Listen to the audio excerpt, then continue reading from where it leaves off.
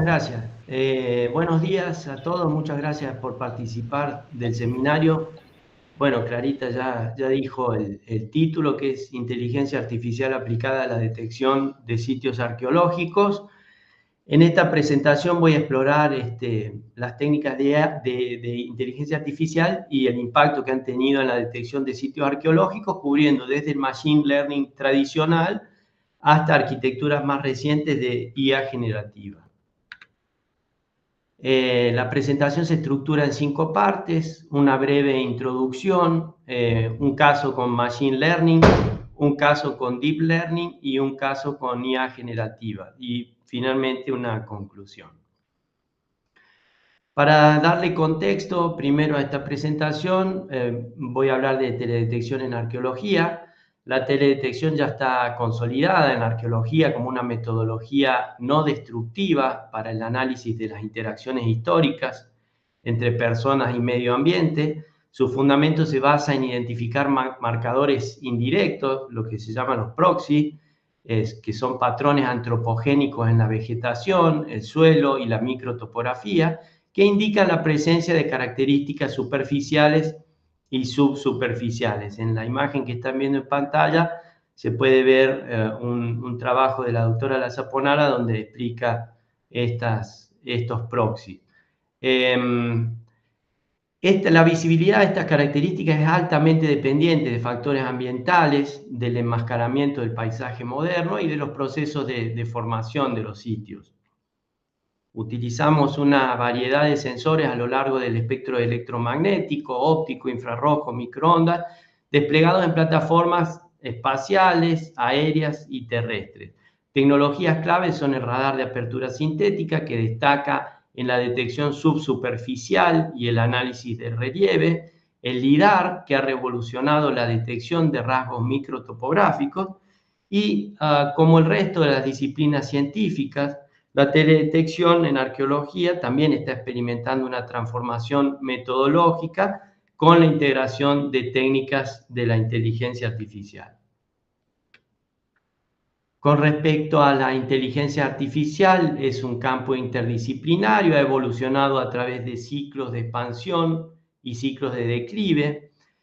Fundamentalmente se dedica a desarrollar sistemas que emulan habilidades humanas específicas, incluyendo el razonamiento, la percepción, el aprendizaje y el reconocimiento de patrones, con el objetivo de automatizar tareas complejas y facilitar la toma de decisiones autónomas. Estos procesos dependen de grandes volúmenes de datos, recursos computacionales significativos y hardware especializado. El campo más amplio dentro de la IA es el Machine Learning, del cual se derivan subconjuntos clave como las redes neuronales artificiales, el aprendizaje profundo y la IA generativa. En teledetección aplicada a la arqueología, esta progresión tecnológica permite pasar desde algoritmos de clasificación tradicionales a modelos generativos capaces de descubrir anomalías sin supervisión. En pantalla, bueno, se puede ver esta división de los campos de la inteligencia artificial y los 3 casos que son Bachaga et al. De 2023, que utiliza Machine Learning clásico, aplica Random Forest sobre imágenes ópticas y SAR para detectar fortificaciones romanas en ambientes áridos y semiáridos del norte de África. Luego voy a hablar de Antirroico et al. 2023, que utiliza Deep Learning, particularmente UNet, sobre datos LIDAR aéreo para detectar de forma sistemática hornos de alquitrán en bosques boreales del norte de Finlandia.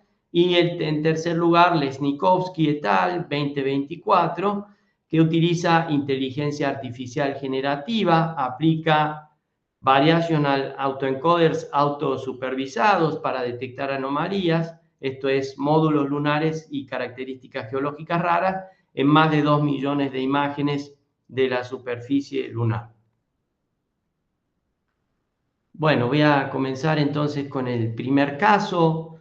El título es El uso de Machine Learning e imágenes satelitales para detectar sitios fortificados romanos. El caso de estudio de Vlad Tal, sección Túnez. El problema que plantean es que la prospección en arqueología requiere grandes cantidades de tiempo y dinero y por esto necesitan desarrollar otras metodologías menos costosas y más rápidas para investigar áreas muy vastas de difícil acceso como es el sur de Túnez.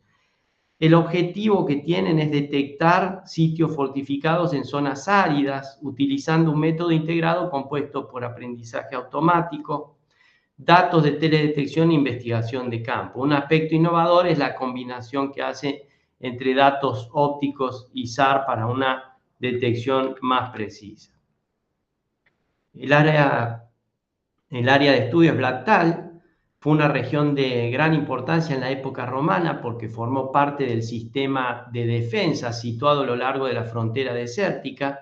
Hay numerosos fuertes que son desde el siglo IV al VI después de Cristo que proporcionaban protección y estos sitios se construyeron sobre un terreno llano con una forma casi cuadrada y están cubiertos por dunas de arena. Esto se puede ver en la imagen a la derecha abajo, que se ve perfectamente con una imagen óptica. Bueno, con respecto al flujo de trabajo, integra, ya dijimos, teledetección, random forest, imágenes satelitales y también SIG. Los materiales, entonces, utiliza una imagen Pleiades que proporciona información multiespectral, rojo, verde, azul y NIR. Estas bandas se cargaron en Google Earth Engine, son de una muy alta resolución, tienen 2 metros de resolución espacial y fueron adquiridas en julio de 2021. Y después una imagen satelital de radar de banda C, de Sentinel-1, es una media de julio de 2021 con polarizaciones BB y BH de resolución de 10 metros. Esta imagen la agregan porque es capaz de reflejar rugosidad del suelo, textura y diferentes condiciones físicas del terreno y además tiene cierta capacidad de penetración en arena seca según los autores. Con respecto a la metodología, entonces voy a ir en un paso a paso rápido. Primero se localizan los puntos de los sitios conocidos, luego se delinean los polígonos en Google Earth Engine. Esto es para extraer los valores de los píxeles y entrenar el algoritmo. Y luego se aplica el algoritmo Random Forest utilizando la combinación de datos ópticos y de radar. Al tiempo que se emplea Google Earth Engine como plataforma para reducir el tiempo de cálculo.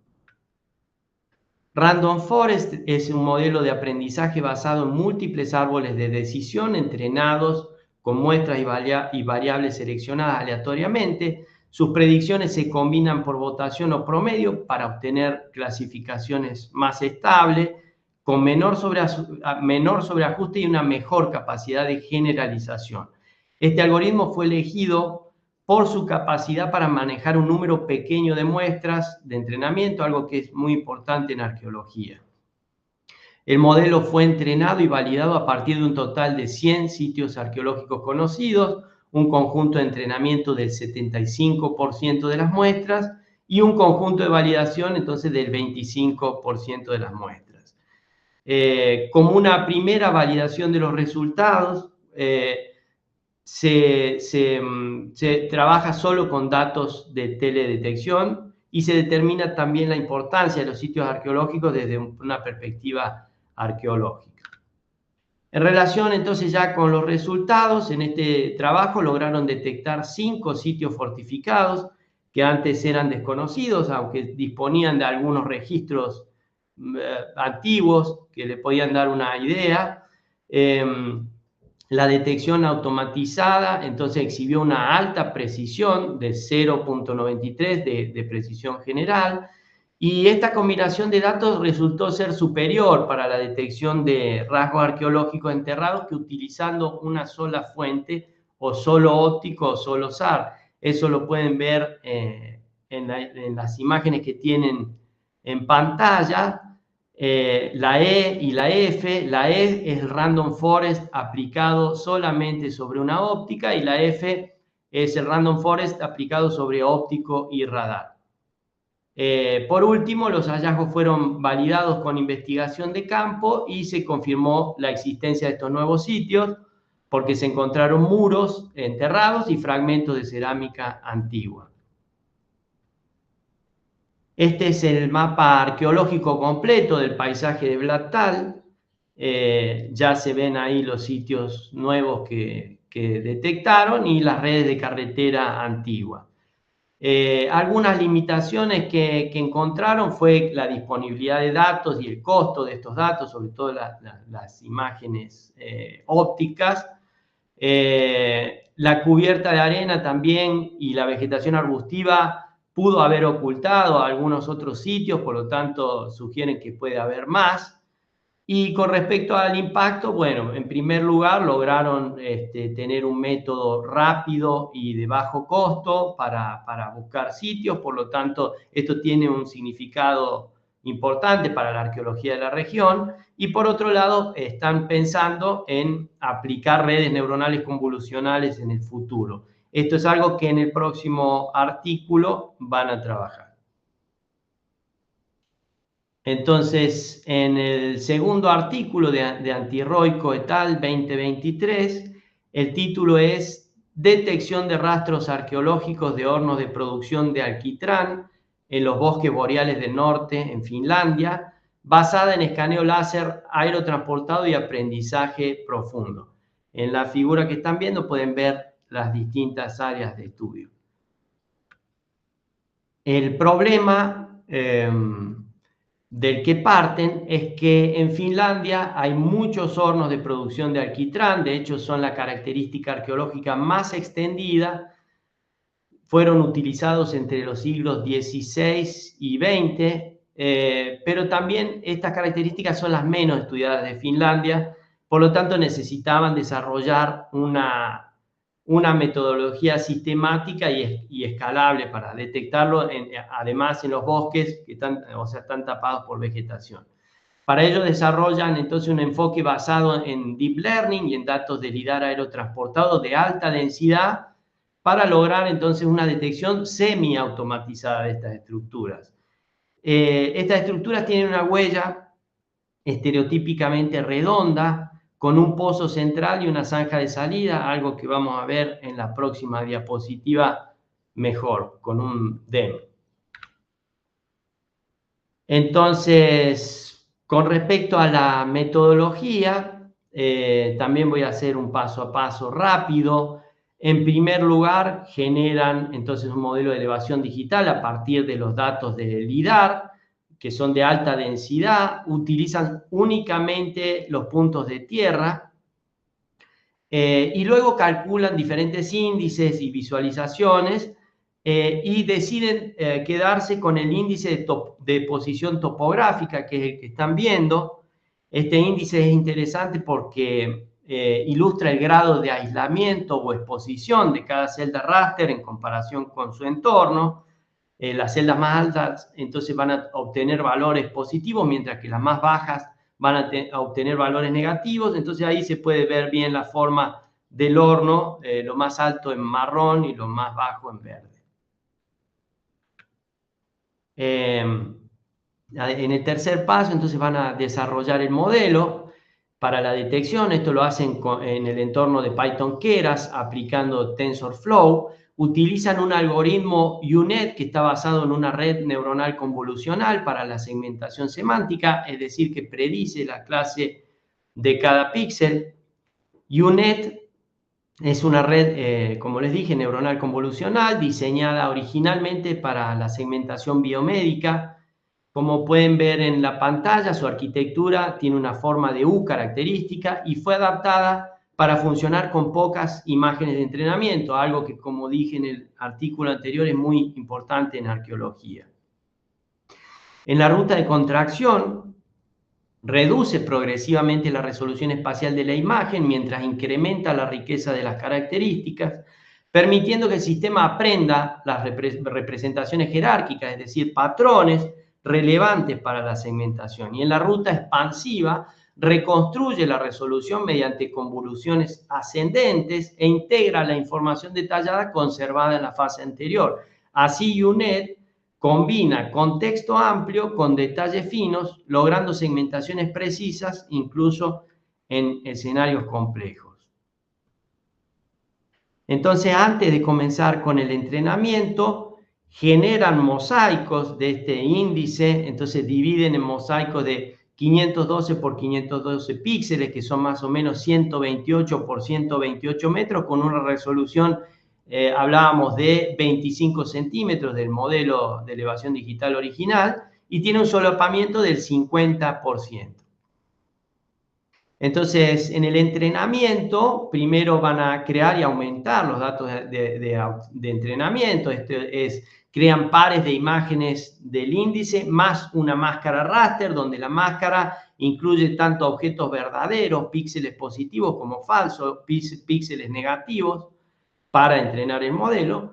Y van a aumentar los datos de entrenamiento mediante el volteo de las imágenes en los ejes X e Y, generando 6 imágenes por cada objeto. Luego viene lo que es la división y entrenamiento del modelo. Las imágenes máscara procesadas se dividen aleatoriamente en conjuntos de entrenamiento, el 80%, y validación, el 20%. Todos estos datos son de una sola área, que es Nalhanka. El modelo se entrena en épocas y su rendimiento se mide usando la métrica Intersect over Union, que mide la precisión de la superposición de las predicciones con las máscaras. En un séptimo paso hay una iteración y mejora del modelo. El modelo se mejora de forma iterativa, 3 ciclos o épocas en el caso de esta área. Las características detectadas se inspeccionan visualmente, verdaderas, inciertas y falsas, y los nuevos hallazgos validados junto con una muestra de las detecciones falsas se añaden a los datos de entrenamiento para la siguiente iteración. Aunque la verificación rápida se hizo en pantalla, la calidad final de los datos de entrenamiento se asegura mediante verificación en campo, lo que permite evaluar y entrenar mejor el algoritmo. Luego viene una etapa de control de calidad y resultados. Una vez optimizado el modelo, entonces se aplica a los datos de las áreas de prueba, que son Cui, Baniemi y Josa. El resultado es un mapa de calor de probabilidad de 0 a 1. Los píxeles con una probabilidad superior a 0.5 se vectorizan en polígonos y luego se aplica un script de postprocesamiento para reducir las identificaciones múltiples. Y por último, los resultados vectorizados van a requerir inspección visual en pantalla y posteriormente verificación en campo. Entonces, en cuanto a los resultados, como se puede ver en la tabla de la izquierda arriba, el modelo alcanzó una precisión general del 93% en Nalhanka, del 95% en Josa y del 95% en Cui, Baniemi, con una probabilidad de detección mayor que el 90%. En la tabla de la izquierda abajo se puede observar que el número de hornos de alquitrán conocidos entonces se triplicó en Nalhanka, se duplicó con creces en Josa y casi se duplicó en Cui, Baniemi, demostrando ser más rápido, preciso entonces y consistente que métodos humanos. La verificación en campo sigue siendo un requisito estimada en al menos 1 mes por área. En la figura que tienen a la derecha es el mapa con todos los resultados. Los hornos de alquitrán conocidos están con puntos rojos y los hornos detectados con puntos blancos. Ahí están las 3 zonas, las 3 áreas de estudio. Algunas limitaciones que encontraron fue que, bueno, el rendimiento se vio comprometido en áreas donde los datos de LIDAR fueron escalados a baja resolución por una cuestión militar en Finlandia. Por otro lado, los datos positivos pueden ser altos en áreas con otras características similares, como pueden ser antiguas bodegas subterráneas, y hay una necesidad persistente de mano de obra manual, examen y verificación de resultados, sobre todo para detectar los falsos positivos. Este proyecto tuvo un impacto importante en la renovación de la Ley de Antigüedades de Finlandia, porque aunque los hornos efectivamente son considerados patrimonio cultural, por la cantidad de hornos que se descubrieron y las que se podrían seguir descubriendo, han generado preocupaciones, sobre todo por los efectos que esto va a tener en la gestión del uso del suelo y también del patrimonio.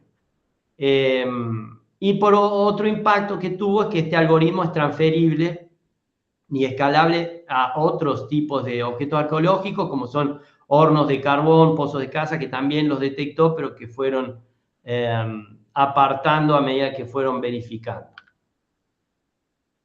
Bueno, entonces por último, este tercer caso es de detección automatizada de características anómalas en conjuntos de datos de teledetección planetaria ultra grandes mediante autoencodificadores variacionales. Es del año 2024. Este artículo es de Lesnikovsky, Bickel y Angerhuisen. Este artículo yo lo tomé prestado de las ciencias planetarias porque desde enero de 2025 el Foro Mundial de Monumentos incluyó a los lugares de aterrizaje de las misiones Apolo en la Luna en su lista de sitios de patrimonio amenazados. De hecho, ya hay algunos arqueólogos trabajando. El problema del que parten es que la misión LRO de la NASA ha generado millones de imágenes de la superficie lunar, esto es decir, petabytes, un volumen imposible de revisar manualmente por los humanos. Para resolver esta limitación, entonces desarrollaron un detector de anomalías automatizados que utiliza un modelo visual generativo profundo. Cuantitativamente, este método recupera preferentemente muestras anómalas como sitios conocidos de impacto o de aterrizaje de naves espaciales y características geológicas notables. Como les mencioné, los datos pertenecen a LRO de la NASA. Estos han sido recopilados por la cámara de ángulo estrecho y son más de 2 millones. El diagrama de flujo tiene 5 partes: preparación, entrenamiento, validación, prueba y resultados, y las iré explicando en las siguientes diapositivas. Entonces, la primera parte, preparación de los datos, lo que realizan es dividir las imágenes gigantes en parches.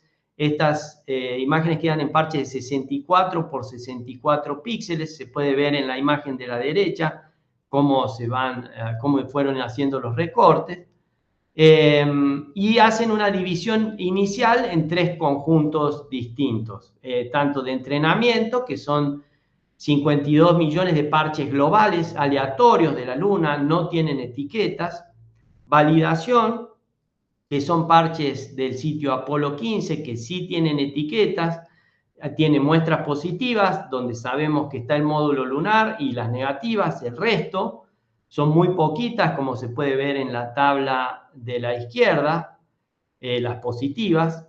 Y por último, los parches de prueba, que son todos los otros sitios, como las misiones de Apolo 12, Apolo 16, Surveyor 3, más las características morfológicas del paisaje lunar. Estas también tienen etiquetas, tanto muestras positivas como negativas. Esta división entonces se hace al inicio y los conjuntos no se van a mezclar. Algo que no dije es que la resolución de las imágenes es bastante buena, es de 50 centímetros a 2 metros por píxel. Luego pasamos al entrenamiento del modelo. Entonces, el modelo, como dijimos, es un autoencoder variacional. Los datos usados son el conjunto de entrenamiento, que eran de 52 millones de parches sin las etiquetas. En el proceso, el modelo aprende a reconstruir las imágenes lunares típicas, y el resultado es un modelo especializado en reconstruir lo típico que falla al reconstruir lo inusual, la anomalía. En la figura 16 a la derecha está la arquitectura del modelo. Tiene un encoder de 4 capas convolucionales que reducen progresivamente la imagen, una capa latente, un vector de 256 dimensiones que codifica la información esencial comprimida, un espacio latente con incertidumbre que genera una huella digital con valor típico y variabilidad, permitiendo muestrear eficientemente el espacio de representaciones, Un decoder simétrico al encoder reconstruye la imagen desde la representación latente, y la regularización se realiza con batch norm más relu en cada capa, y la función de pérdida combina error de reconstrucción para imágenes nítidas y organización del espacio interno para estructurar las representaciones.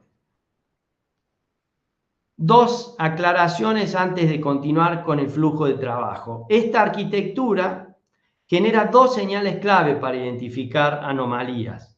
Por un lado, el error de reconstrucción alto, que significa que las imágenes atípicas no se reconstruyen bien porque el modelo no está familiarizado con sus patrones. Y por otro lado, la desviación latente significativa, que se refiere a que las representaciones internas de anomalías se alejan estadísticamente del centro de la distribución normal aprendida. Este diseño equilibra calidad de reconstrucción con estructuración del espacio latente, creando un sistema sensible tanto a las desviaciones visuales como estadísticas. De aquí viene la justificación en la elección de este modelo, es porque el autoencoder variacional produce naturalmente un puntaje anomalía basado en esta reconstrucción y la desviación latente sin necesidad de componentes adicionales. Además, resultó estable a gran escala y evita algunos problemas de otros modelos. Luego viene la fase 3 de validación y ajuste de hiperparámetros. Entonces los datos usados son el conjunto de validación, que eran del Apolo 15. El propósito es ajustar los hiperparámetros como el peso lambda en la fórmula de anomalía. El proceso va a ser en tres partes. Primero probar entonces diferentes valores de lambda de 0 a 5. Para cada valor calcular qué también detecta el módulo lunar y elegir el lambda óptimo que maximiza la elección, equilibrando entre buscar cosas que se ven raras, que es el error de reconstrucción, con cosas estadísticamente raras, que es la desviación latente. Algo que se puede destacar es que la detectabilidad dependió del contraste, la rugosidad y la escala relativa del rasgo. Los módulos lunares son pequeños y discretos, y esto reduce la detectabilidad en ventanas de 64 por 64 píxeles. Sin embargo, cráteres o manchas irregulares o pozos volcánicos presentan bordes, sombras y rugosidad que van a incrementar los valores de anomalía, y la diferencia es bastante grande. Por último, en esta parte de validación se va a congelar el modelo. Una vez elegido el mejor lambda, se congela toda la configuración, esto es la arquitectura de red, los hiperparámetros y los parámetros entrenados. En la figura que tienen en la pantalla se ve cómo las 10 instancias del modelo lunar de la misión Apolo se van a agrupar en el extremo derecho de la distribución de la puntuación de anomalías.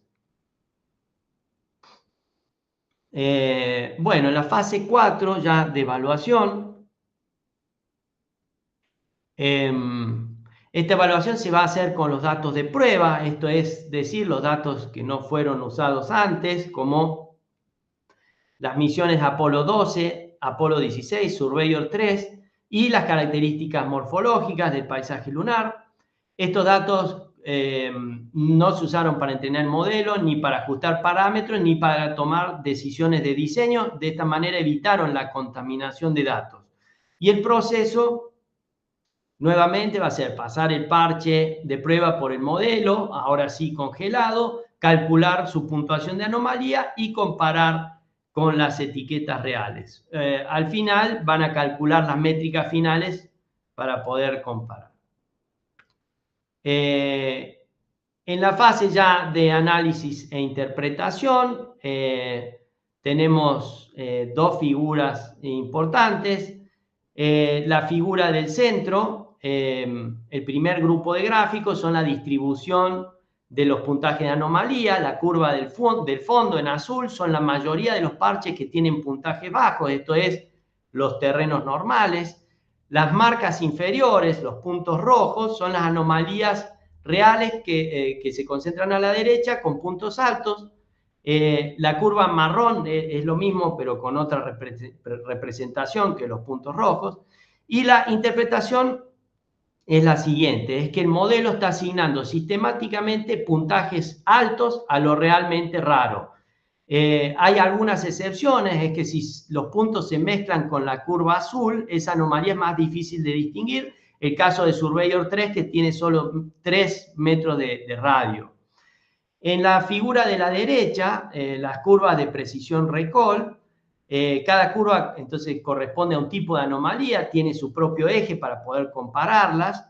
Hay una línea horizontal que es el baseline aleatorio, es lo que obtendríamos adivinando al azar, que es extremadamente bajo.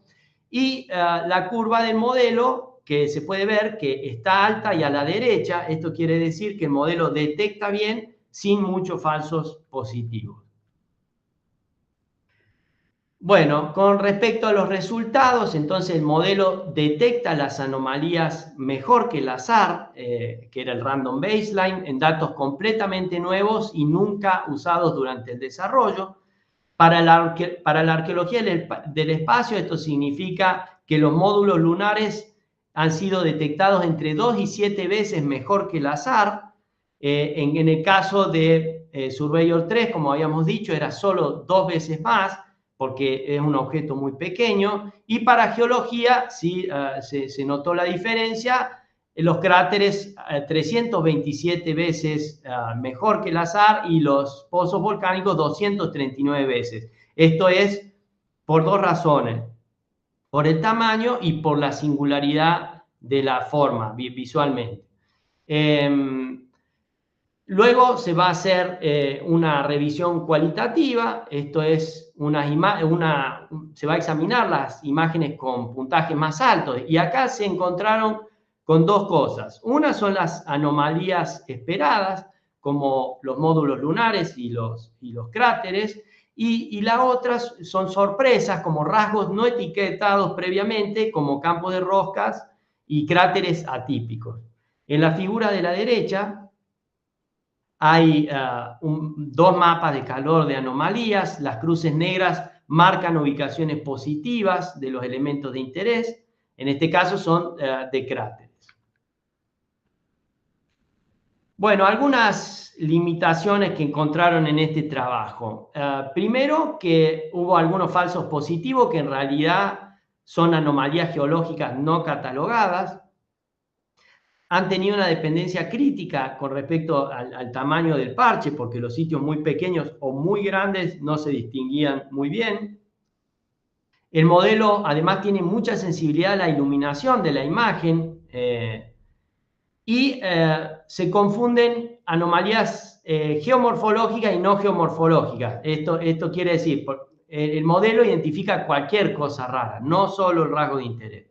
Y los costos computacionales son muy elevados porque para procesar estos 52 millones de parches han tenido que paralelizar la tarea de procesamiento y la inferencia puede llevar, depende de la cantidad de GPU, entre 2 y 173 días. Así que no es un método ligero.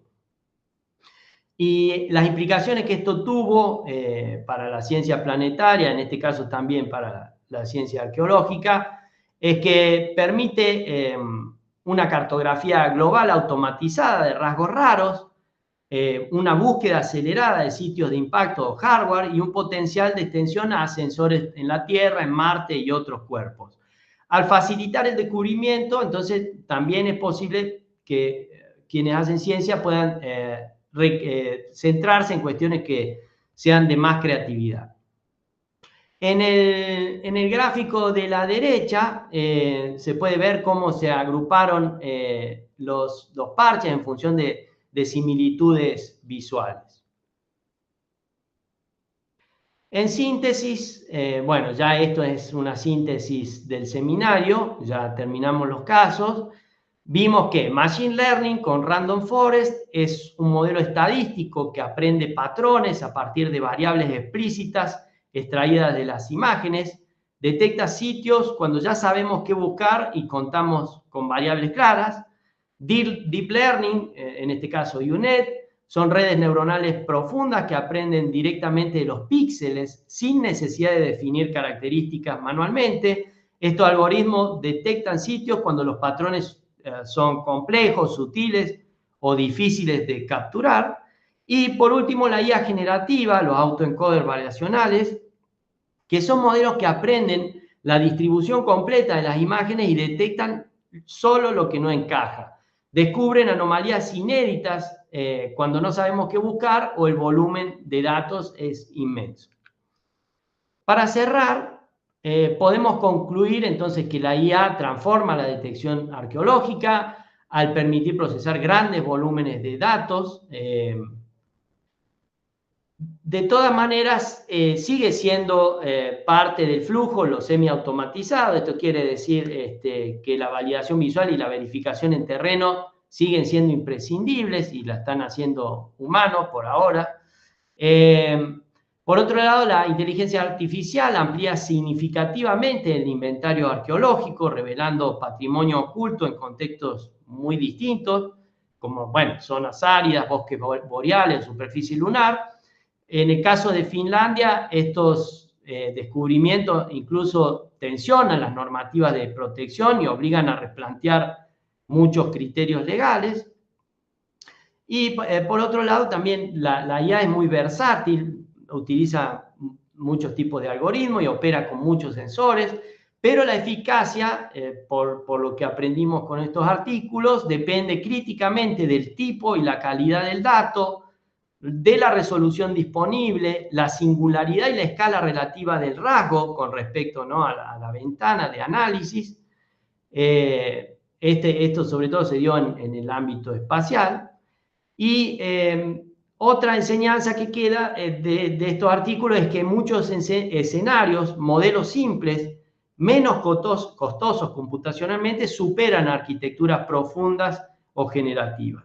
Por lo tanto, la inteligencia artificial ofrece capacidades inéditas para descubrir y documentar patrimonio arqueológico, tanto terrestre como en este caso planetario, siempre que se cuente con los datos adecuados, con modelos ajustados a la escala del problema y un rol interpretativo humano que permanezca siempre en el centro del proceso.